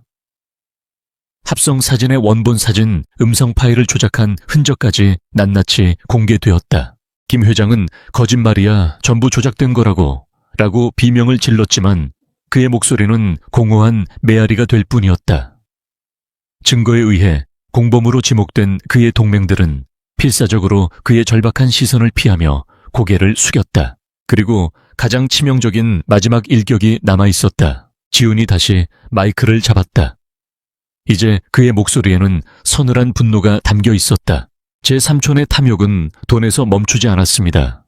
그는 자신의 자리를 위해 제 아버지와 저를 죽이려고 했습니다. 그는 녹음 파일을 재생했다. 그것은 김 회장과 자신의 사고를 위장했던 트럭 운전사 사이의 대화였다. 조비서의 팀이 목숨을 걸고 비밀리에 녹음한 것이었다. 녹취록에서 김 회장은 입이 가벼워진 운전사를 처리하고 사건을 영원히 묻어버리는 것에 대해 논의하고 있었다. 명백한 살인교사에 대한 자백이었다. 강당은 아수라장이 되었다. 더 이상 변명의 여지가 없었다. 바로 그 순간 강당의 육중한 문이 활짝 열렸다. 지훈의 법무팀으로부터 미리 연락을 받은 검찰 수사관들이 들이닥쳤다. 그들은 망연자실한 김 회장에게로 직진했다. 김태수 씨, 당신을 특정 경제범죄, 가중처벌 등에 관한 법률 위반, 즉 횡령 및 주가 조작, 그리고 살인교사 혐의로 긴급 체포합니다. 전국으로 생중계되는 카메라 앞에서 김 회장과 그의 핵심 공범들의 손에 차가운 수갑이 채워졌다. 탐욕과 거짓으로 쌓아 올린 그의 제국은 가장 화려하고 공개적인 방식으로 처참하게 무너져 내렸다. 회의장은 소란으로 가득했지만 그 혼돈의 중심에서 지훈과 유진은 나란히 서 있었다. 지훈은 충격에 빠진 주주들과 언론을 향해 회사의 지배 구조를 전면 개혁하고 투명하고 정직한 경영에 새 시대를 열겠다고 선언했다. 그의 목소리는 오랫동안 숨겨왔던 강력한 권위와 미래에 대한 비전으로 가득 차 있었다. 연설을 마친 그는 유진을 바라보았다. 그의 눈에는 감사와 존경, 그리고 더 이상 숨길 수 없는 깊은 사랑이 담겨 있었다.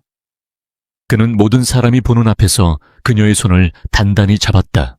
그것은 계약에 의한 제스처가 아니라 세상에 대한 공개적인 선언이었다. 그들이 만들어낸 폭풍이 마침내 잦아들고 정화된 풍경만이 남은 그곳에 두 사람은 굳건히 서 있었다.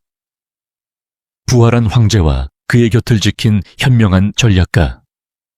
정의와 새로운 시작의 상징처럼. 결정적인 전투는 완벽한 승리로 끝났다. 주주총회에 폭풍이 지나가고 몇 주가 흘렀다. 세상은 한 편의 드라마 같았던 JK그룹의 경영권 분쟁 이야기에 열광하다가 이내 새로운 이슈들에 밀려 잠잠해졌다.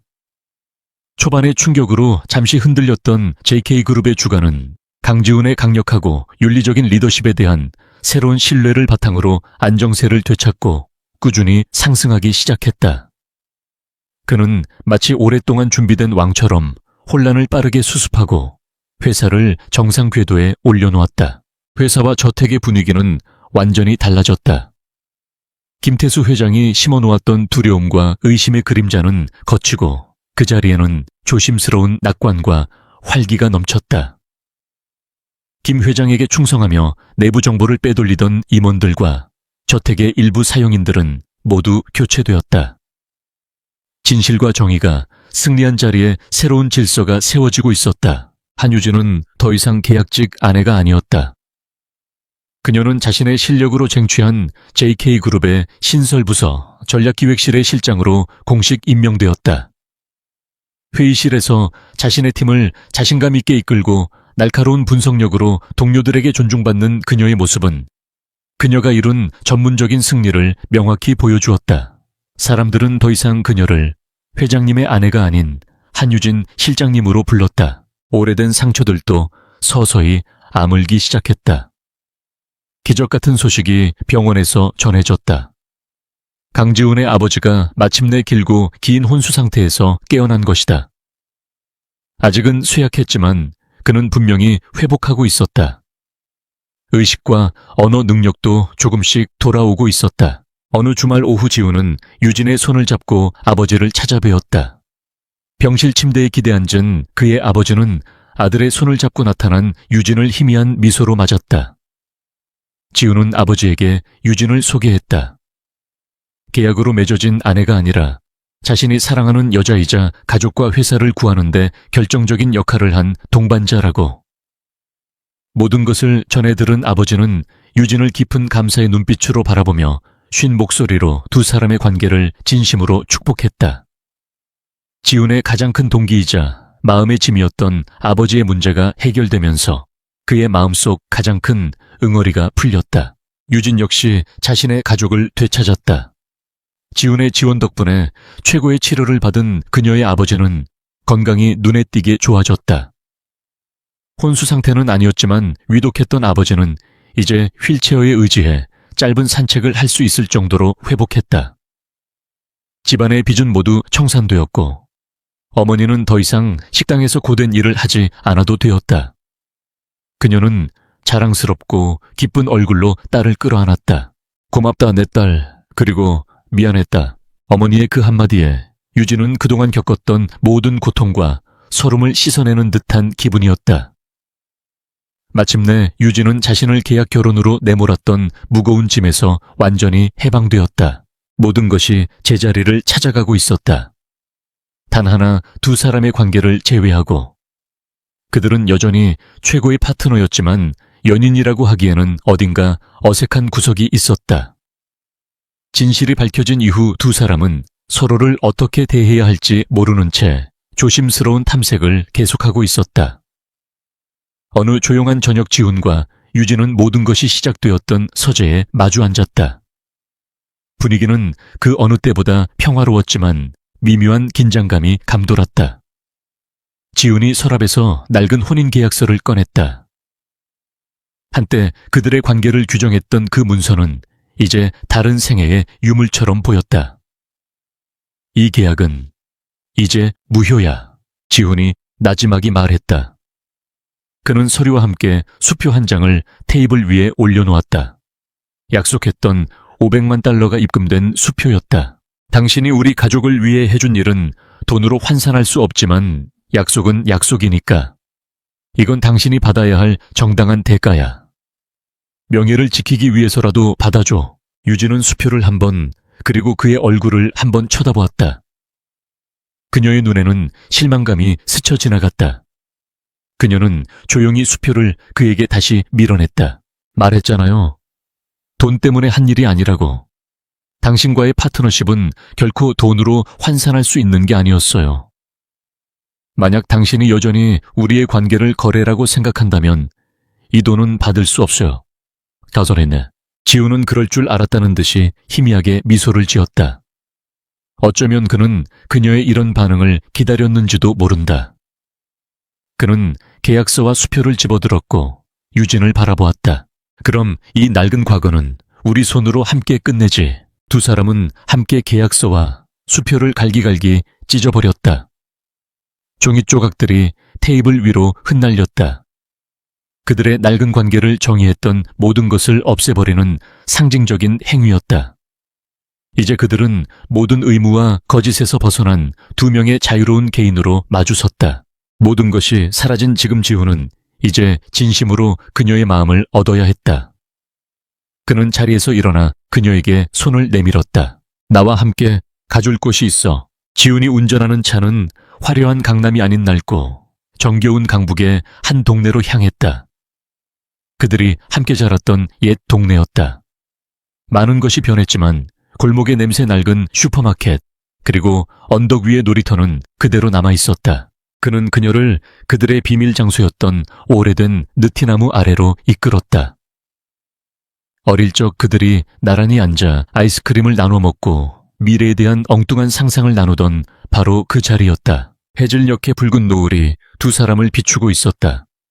지우는 화려한 미사여구 없이 진심을 다해 말했다. 처음 그녀를 이용하고 상처를 줬던 것, 그녀를 알아보고도 모른 척해야만 했던 자신의 비겁함, 그리고 다시 돌아오기까지 너무 오랜 시간이 걸렸던 것에 대해 사과했다. 내 인생에서 가장 어두운 시기에 당신은 나를 이끌어준 빛이었어. 내게 힘을 실어준 전략가였고 이길 용기를 준 파트너였지. 하지만 이제는 그는 그녀의 앞에서 조심스럽게 한쪽 무릎을 꿇었다. 유진은 놀라 숨을 멈췄다.